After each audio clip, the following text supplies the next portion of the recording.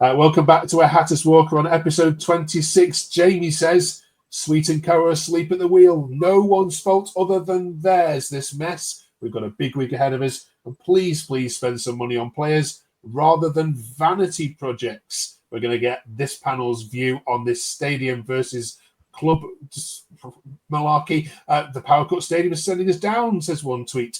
What do we learn from the Millwall game? The transfer window, what desperately needs to happen before Friday? And we're continuing our trawl through Luton Town's worst ever 11. And this week we're discussing who the worst ever defenders we've ever seen to grace the hallowed turf. We're delighted to have Mark and Sam back with us. You'll recognise Lewis, of course, from his own Luton Town podcast. So delighted for him dropping in this week to give his views on what on earth's going on at this famous club. And we're delighted also to have another royalty member of Twitter, and Kevin Redemere. How are you, Kevin? Thank you for dropping in. Great to see you, Mark. Great to see you guys. Sorry we're not discussing more positive things on this channel. Let's start with then this. Some fans call it nonsense, Mark. This stop investing in the stadium, could care less about it, and actually save our season. Are you having any of it? No, none at all. I mean, we've been the stadium's been a project for probably as long as I've been supporting Luton. That's how long we've been trying to find a stadium, and the stadium will protect. The stadium is our club's future. We need a new stadium to move forward, and that will secure our future. And it's not like we've suddenly decided to fork out for a new stadium and not sign any players. The stadium is our future, and whatever happens on the pitch, it does so much for the community, and it's just going to be an incredible stadium. But don't mix our poor season with us announcing and getting the go ahead to go and get the stadium built. Thanks, Mark. Lewis, you must be getting a bit tired of commenting on this yourself. But people looking and comparing Burnley where Leeds are and saying, well, look at them. They're in this. We should be in a similar position to them. We're not, because money's being squirreled away. Do you see any side of that point of view or not? I think just with Luton, with the Premier League money, of course, that there's a lot of expectation that comes with having a lot of money, and rightly so, in my opinion. But I think Luton, how we operate in terms of our recruitment, we're not going to be competing with the same players which Burnley and Leeds are. I just think it's that simple. We have to compete in a different pool of players. I think the issue is we've not got deals over the line, and we went into this season without signing more players. We should have got more players in. Like, we started the game against Burnley, the first game of the season, with a backline of an average age of 19 years old or something like that. So straight away, we went into the season really unprepared. So I think that's just not ironing out the core, really, of bringing the right players through the door. And now we're playing catch up now, because we didn't do it in the summer, and we're doing it in the really hard month of January, where players are just over inflated on their price tag. And you've seen it today with Richard Kone from Wycombe Wanderers.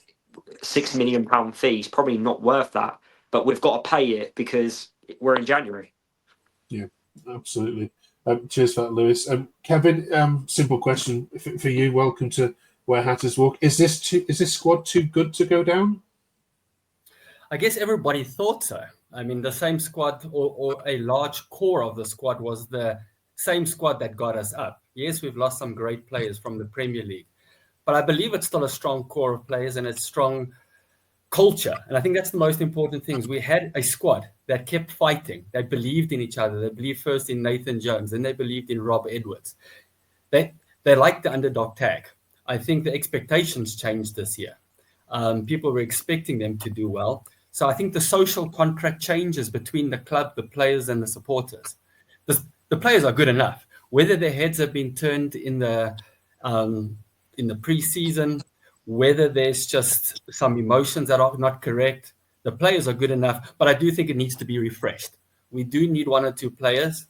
And I don't know if Kone is the answer. Yes, he's been scoring, but has he been tested at a high level yet? That's another thing that we don't even know yet. Cheers, Kevin. When the results were poor before, Sam, obviously Rob Edwards was getting the blame. Now the results are poor. It seems as though the board is getting the blame. When are we going to start looking at the players? I think we should have started looking at the players all season, because most of them are on such high wages, and compared to the rest of the league and the rest of the teams in the league, they are not performing to their wages.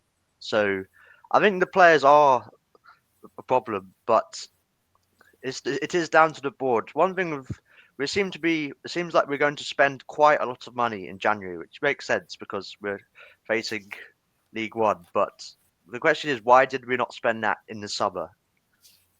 I think we might spend like 10, 15 million in January, but in the summer we didn't spend that at all, which is back to what Lewis was saying, that we've just been woefully unprepared for this season. Okay. It kept coming back. I mean, Warren says, I can't help but feel that once we reached the Premier League, our board's focus was mainly on the stadium. They got their money to build it and sod everything else. I'm seeing more and more, Mark, of these kind of comments. I'm glad to say that none of you are having it, because it would be crazy, like you said. It's the future, isn't it, of the club? And as an Everton fan, I know exactly kind of how you feel on that. Let's talk briefly about Millwall, though, shall we, Mark? Because that was a tough watch, even for a neutral. So it must have been a tougher watch for as a Luton fan. What did you put that down to, that loss? Well, I mean, I think if you look at Millwall had won 1 in 13 games, and they come to us, and our keeper, Thomas Kaminski, gets man of the match. I think that really says a lot. We just didn't have that creativity. Millwall are always like big, strong centre halves, physical, and I think Millwall had a comfortable afternoon. There's almost a resigned acceptance of what was going to happen when they scored, and I think it was, the atmosphere was like really quiet as well, and it wasn't until like Kaminski saved the penalty where there started to be a bit of noise and a bit of excitement, but it was short-lived because we just didn't create anything. Their keeper it just hardly had anything to. It didn't make any like clear-cut saves, but it was just disappointing. I mean, I think the biggest concern for me is the last 12 games we've won 2 and drawn 2, and we've not played any of the top 6, who we've got all to come, and we've only scored 11 goals in those games. So whereas before we were conceding, but we thought we would score, now the goals are dried up. We're not creating, we're not scoring. So yeah, it's a big concern. Cheers, Mark. Lewis, I know you'll have commented on this on your own channel, but Matt Bloomfield, just give us your take on, first of all, the appointment, and do you feel a bit sorry for him? Yeah, unfortunately, we've made the manager change far too late, in my opinion. We should have done the change in November when we lost 5-1 against Middlesbrough, because the way Rob came out after in his interview, it sounded like a man that was just defeated then. And you just knew if we carried on, the mentality would have been all over the place. And that's just been proven to be correct, because it's carried on with another manager. We haven't had a new manager bounce. There has been improvements. Unfortunately, I wanted a more proven championship manager, if I'm being honest. Matt's great for if you've got a long-term plan and you're doing it in the summer when you can recruit loads of players in. But to do that in a January transfer window, it's really, really difficult. So I do feel sorry for him. He's got a big ask. I'm not going to judge him on this season. I'm going to wait until the summer, because it's not fair. Like, this isn't his group of players. The mentality's been absolutely ruined. We've got a losing mentality, in my opinion. And I just hope he can get a couple of players in this last week of the January window, because at the moment I think we're down until these players have got to prove to me that they actually want to stay up, because I think the mentality on Saturday was just not there. Yeah, there was lots of tweets. Cheers, Lewis. I could have pulled out. I just pulled this one from Callum that said, Kevin said, every single player pathetic again. And it feels to me, Kevin, like the fan base is is finally turning a bit against the players. I don't know if that's resonating with you when you watch them, and certainly in the stadium. But are we in danger of Kenilworth Road becoming toxic? I think that ship has sailed. I think the fans have turned on each other. Number one, I think they've turned on the players quite a while ago. The reception that they get after every home and away game has been terrible this weekend as well. I mean, they left to amount of booze, and I get it. The fans are upset. The fans love the club, as we all do, and they're expecting something from a great team, a team that has gone to the highs of highs. We weren't expecting that this year. But once again, we're at a crossroads now, and the only people who can get us out of this is the players. And the players will still need the fans to rock up. They still need the fans to get behind them. They need guys even like Lewis, who's a big mouthpiece for the for the club, to be positive. I know he's been negative on many occasions, and I understand why. He wears his heart on his sleeve. But the fans follow people like Lewis, and as soon as he gets down, they get down. But we need to be positive. We need to get behind the gaffer, and we need to get behind this team as much as possible, even though it's extremely tough at this point. Lewis, do you want to respond to that? To be fair, I actually try to sometimes, and I say that we're going to win a game, and then all of a sudden my comment section goes, "You're stupid, Lewis. You don't know what you're saying. We're not going to win." So I can't win. I try my best. Yeah, well, I've been listening to Mark and Sam on here for 26 weeks, and they've been saying exactly the same message. Don't worry, it's going to be fine. We're not going down. It's a big week, though, isn't it? Let's cut to the chase. Let's have a look at the transfer business so far. This is taken from Friday, so I know there might have been some changes to it. What do you expect, Sam, by the time Friday comes around for this to look like? Well, it's out of date, obviously, as you said, because we've added Isaiah Jones. I think by Friday, I mean, you never know of this club, but it does sound like we're really going in hard for Richard Kone. So I imagine he'll probably be there. And then one thing that really winds me up about this club is the fact we didn't bring anyone. We got one player in just because we couldn't get him permanently, which was Kraus. The lack of loans, when every other group in the championship does it, they bring loan players in.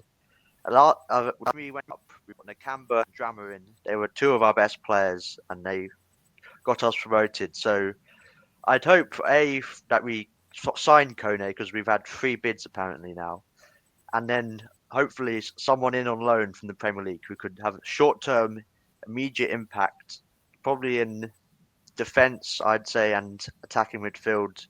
Just an injection of quality, and then Kone for the striker position, because he's Bloomfield's man.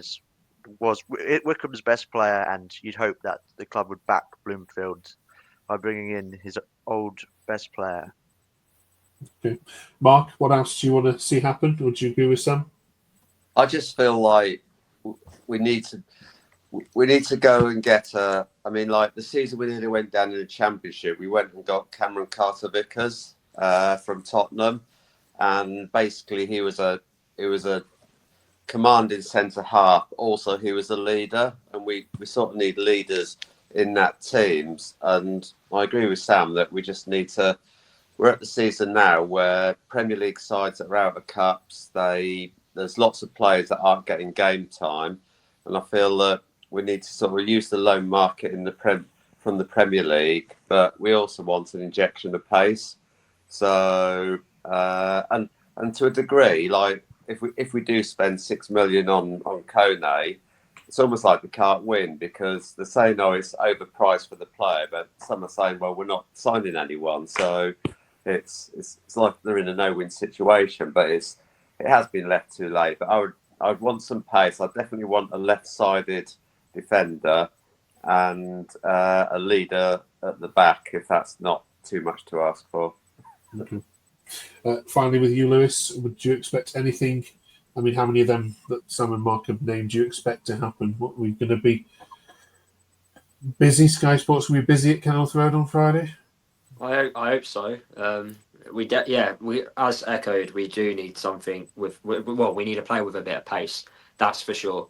I would argue you probably actually need two, a striker and then also a wide attacker, either left or right. We lack so much creativity. I had a look at the stats, and the last player that actually came off the bench and scored a goal and contributed was against Middlesbrough in Jordan Clark in early November. So it just shows you that no one, even in the starting 11, well, in the whole squad's actually helping us at the moment. But yeah, just get as many players through the door, because I think some of these players at the moment, I think they're guaranteed to start next week because they've got no competition. And maybe with some competition, it might spark a reaction, and maybe they go, right, oh, I've now got to start performing because I'm not guaranteed to play next week. But of course, that is difficult in a January transfer window.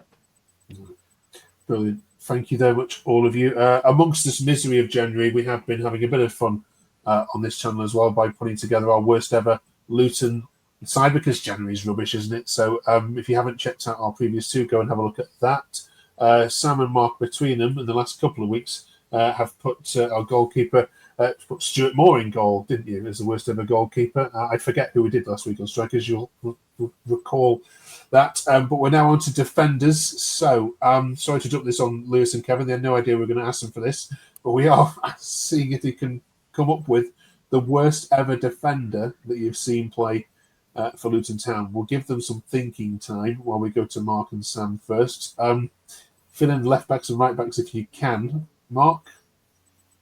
Well, I was starting with centre halves. That's fine. And I'm probably showing my age, and maybe others don't know who I mean, but Mickey Droy came from Chelsea, and I think he had the movement of a fridge. I think he was at the end of his career, and and that didn't work. But out of every silver lining, we then went and got Steve Foster. But yeah, Mickey Droy was just no mobility, slow, everything you wouldn't want in a central defender. So I'd put him in as a central defender. Right. Sam? This might come across really harsh, but ever since he joined for the money, I think it was 2 million. I think Hashioka hasn't proven much at all. I think I would be tempted to put him in the right back, because I don't see what his strengths are. He's beaten so much. The players run past him so much when he's defending, and he can't cross. I mean, he gets into okay positions, but I think he's quite a limited player. Okay. You can see people in the comments now going mad at that one, Sam. Kevin, forgive us if you haven't got one, because we've just dropped this on you now. No, it's fine. Look, I will think of two central defenders. I will think of the current one in the squad, and not because he's a bad player. Just I don't think we've got the value, and that's obviously Mads Andersen. He came here with a lot of hype in July 2003. He was absolutely brilliant in League One, probably the player of the year. Excellent, threw his body at everything. He was really a team man. I think he's played 11 games since July 2003. He came on once this year with 10 minutes to go. I believe it was against Swansea. Looked like he hasn't kicked the ball in a year or two. Was absolutely dreadful. And I don't think we've really got the best out of him. Going back a little bit to 2015, 2016, I hope I'm saying his name correctly, is Magnus Okalungi, who John Still said was a beast. Everyone bought into this beast idea. He was a big, strong man. Also played about 11 games in the 2 years. Eventually, his contract was terminated on consent as well, and it left very disappointing. So I would say those two, not because they are dreadful players, because I don't want to be negative. I just think we didn't get what we expected out of them. Okay. Very, very articulately done. Lewis, we might have stolen everything you were going to say, but do you have any others in the back of your mind? Yes, centre halves is quite difficult because we've actually had quite a lot of good centre halves. We've had, Lockyer, Osho, Ted and Menji. I think Reece Burke, when he's actually fit, is good. Sonny Bradley, Matty Pearson, Steve McNulty, Alan Sheeran. Naismith was good. Yeah, Naismith. So we've had quite a lot throughout our rise up the football leagues. I can think of fullbacks. We've obviously said Magnus. Yeah. That's a good shout actually, because defo couldn't think of him. And Mans Anderson as well, not being available. But the left back, I would go with Ryan Giles. For the money we spent for him, I've never known a defender. Well, he's meant to be a defender that can't defend. And then Stephen O'Donnell at right back, in my opinion, is the worst right back I've ever seen.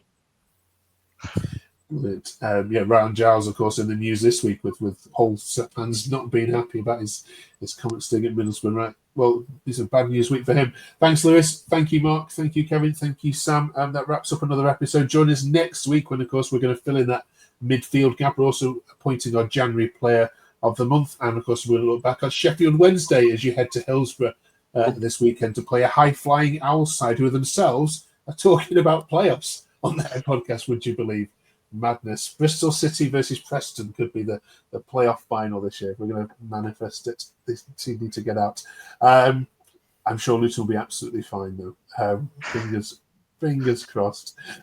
Join us next week. We'll review all of that. Thanks for watching. Do follow Lewis. I'm not sure, or if you don't already, then you're mad. Go and check him out. Follow Kevin on Twitter. We'll put his Twitter handle in the comments below. And of course, you already know Mark and Sam as well. Thank you very much for watching. See you next week.